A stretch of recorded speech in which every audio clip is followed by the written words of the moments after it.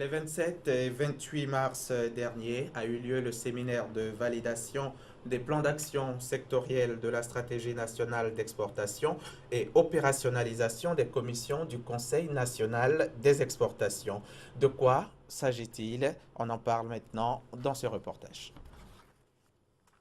D'abord, le système de la vente à la commission, l'inorganisation même des structures et l'insuffisance des compétences à l'exploitation et aussi l'insuffisance de la logistique à l'exploitation.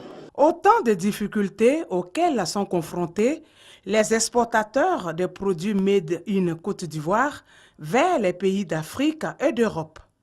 Pour trouver des solutions durables, le Conseil national des exportations a élaboré des plans d'action sectoriels concernant le caoutchouc, l'anacade, le coton, le manioc, les fruits tropicaux et les technologies de l'information et de la communication. Des plans d'action qui visent, entre autres, à améliorer l'environnement des affaires pour soutenir les exportations et réduire les coûts de transaction. Plusieurs aspects de cette stratégie sont finançables en mode PPP et par d'autres axes de financement. Des missions de mobilisation de ressources pourront également appuyer les programmes élaborés. J'exhorte aussi le secteur privé à y prendre une part active en nous accompagnant dans l'impulsion de toute cette dynamique. Le Conseil national des exportations est composé de 25 membres, dont 12 représentants de l'État et 13 des structures parapubliques et privées.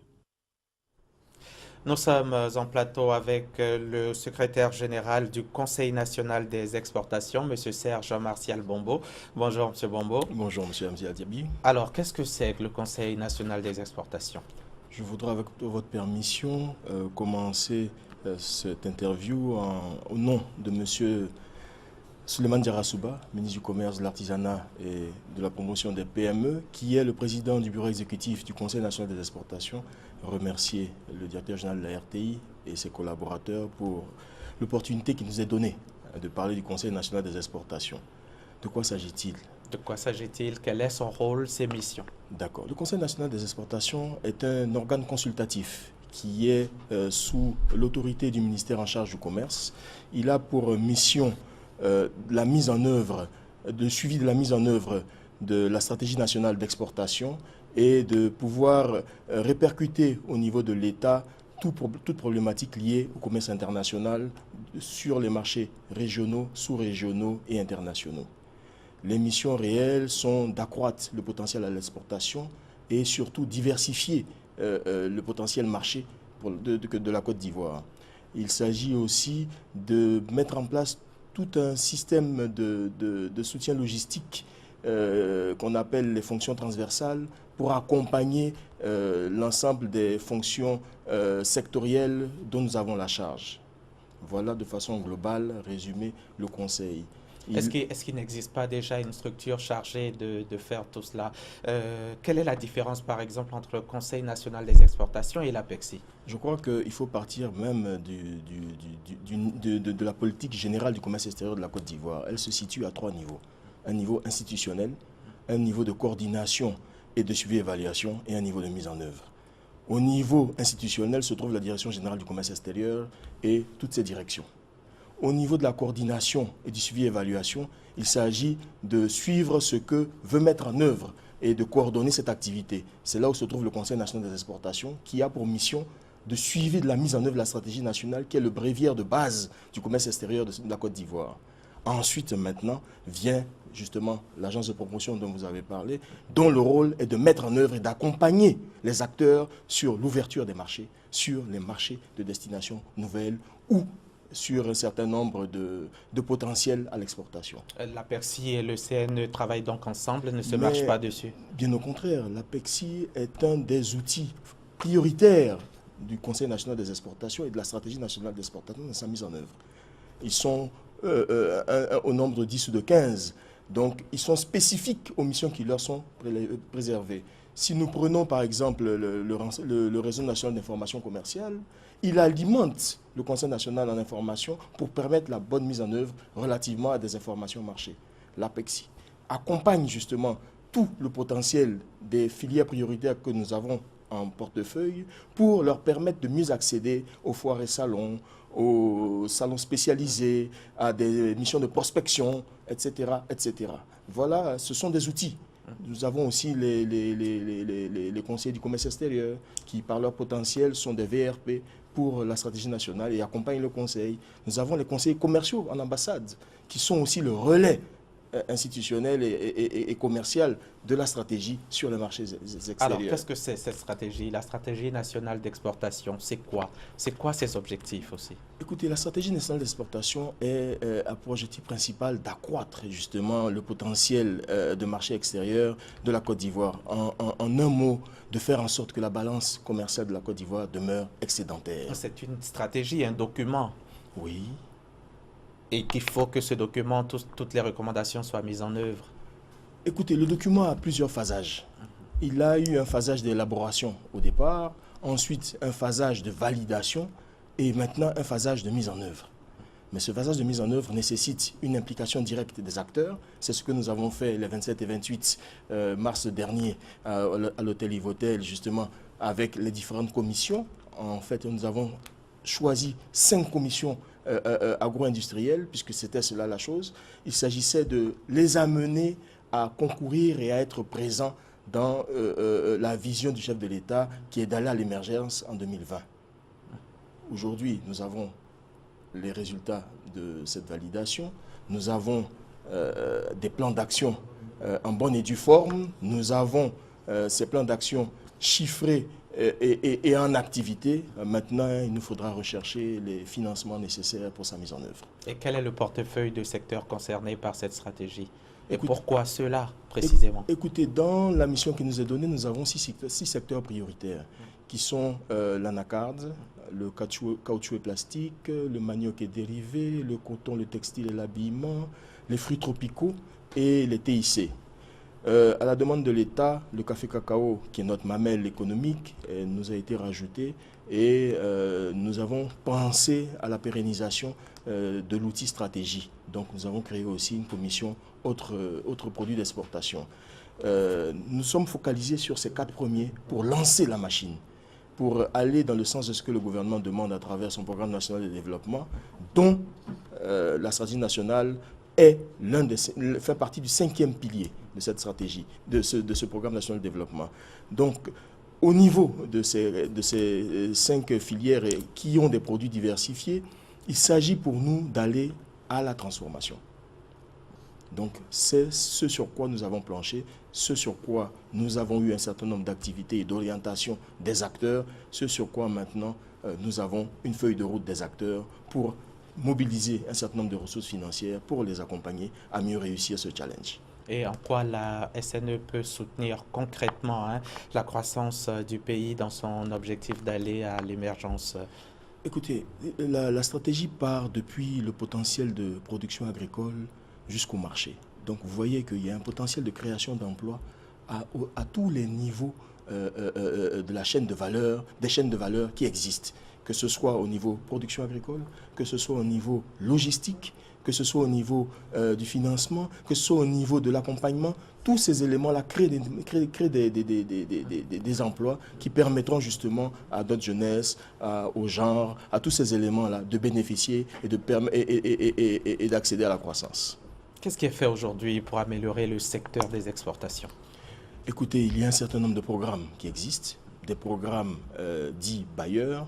Donc je parlerai des éléments relatifs au programme d'appui au commerce et à l'intégration régionale. Je parlerai d'autres programmes qui sont liés directement aux différents marchés. Je prends par exemple le marché américain avec l'AGOA. Il y a d'autres secteurs comme ça. Mais du point de vue interne, nous avons pensé qu'il était bon de renouveler la programmation d'accompagnement des PME. Donc nous avons créé un programme qu'on a appelé Asus Offensive Export, sur lequel nous incubons de bout en bout l'entreprise. Et nous faisons en sorte que au niveau des phasages, elle soit accompagnée et qu'elle valide l'ensemble de ces phasages jusqu'à la mise en marché. Donc c'est un peu cette reformulation, ce renouvellement-là que nous essayons de remettre au niveau de l'accompagnement des acteurs de l'exportation. C'est un programme CNE, il est un programme interne. On le disait tantôt, les 27 et 28 mars dernier, vous avez eu à faire un séminaire. De quoi il s'agissait concrètement? Écoutez, le Conseil national avec votre permission, on va revenir un peu en arrière. Le Conseil national des exportations a été créé en 2014. C'est en 2014 aussi qu'a été remis au gouvernement de Côte d'Ivoire à travers M. Kablan Daniel Duncan, à l'époque Premier ministre, le bréviaire de la stratégie nationale.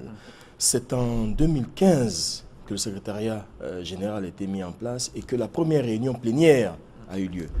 Et vous voyez que de la première réunion plénière à la deuxième réunion plénière qui s'est tenue en 2017, il y a eu 2 ans. Et pourquoi tout ce temps? Est-ce à dire qu'il vous manque le financement? Écoutez, effectivement, il y avait un besoin de financement réel pour justement l'accomplissement de l'ensemble de ces tâches. Nous l'avons eu grâce au programme de pays de renforcement des capacités que nous voulons remercier, et au secrétariat national de renforcement des capacités que nous voulons remercier devant les antennes. Le financement est là, disponible, le financement a été fait, a été décaissé et a permis aux acteurs de se retrouver, parce qu'il fallait faire venir les acteurs de tout le pays. C'est 56 milliards de francs CFA. 56 milliards, c'est la somme totale de ce que coûterait la stratégie dans sa mise en œuvre. Et vous l'avez?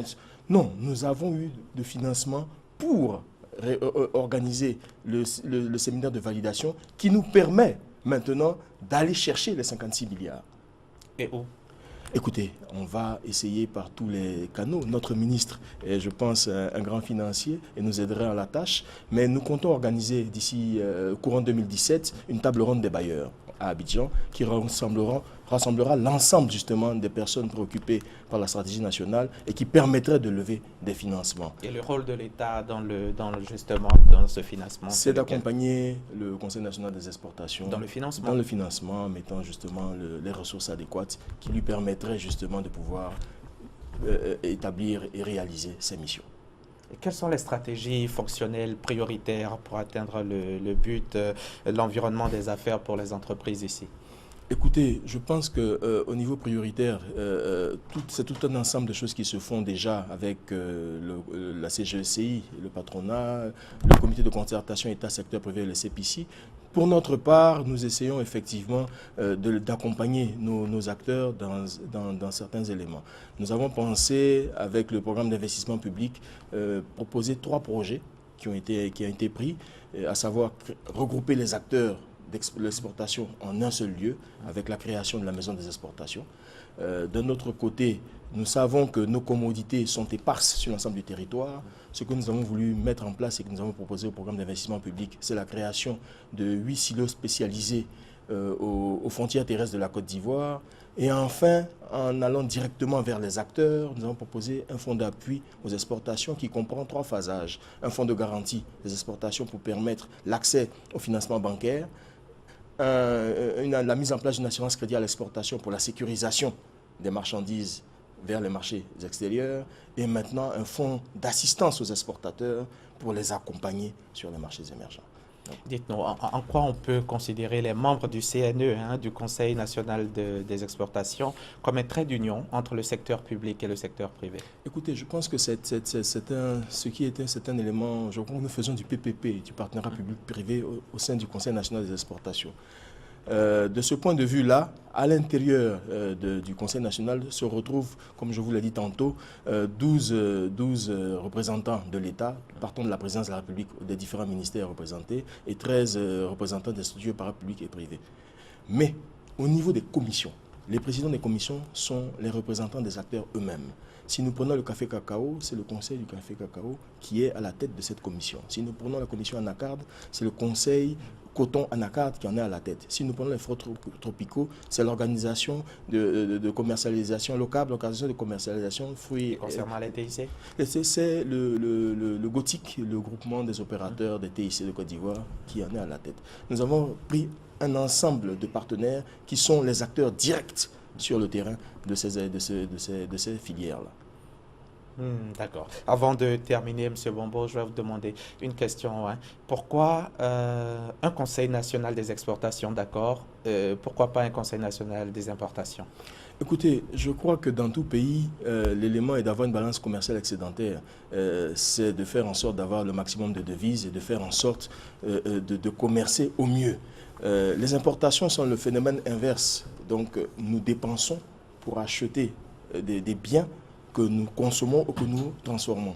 Ce que nous demandons, et le Conseil d'exportation est là pour ça, c'est de faire en sorte de commercer, de vendre, de faire entrer des devises, donc d'enrichir la Côte d'Ivoire plutôt que de dépenser. Exactement. Merci M. Bombo. Serge Martial Bombo, secrétaire général donc, du Conseil national des exportations. Merci d'être venu nous rejoindre. Nous allons terminer le journal, mais avant, l'actu M. Bombo d'avoir été là. Merci à vous, chers téléspectateurs. Je vous dis au revoir et bon dimanche sur la chaîne qui rassemble.